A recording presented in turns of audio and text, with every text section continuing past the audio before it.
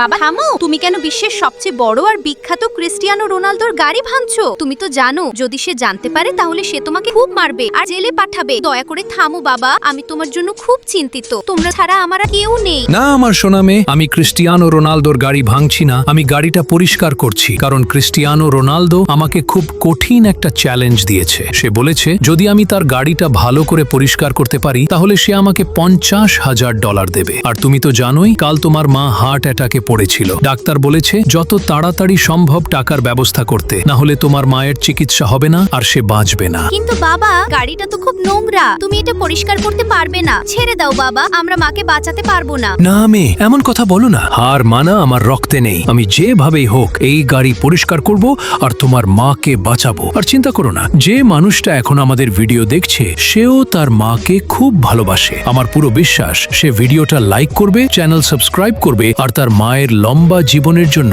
কমেন্টে লাল হার্ট লিখবে।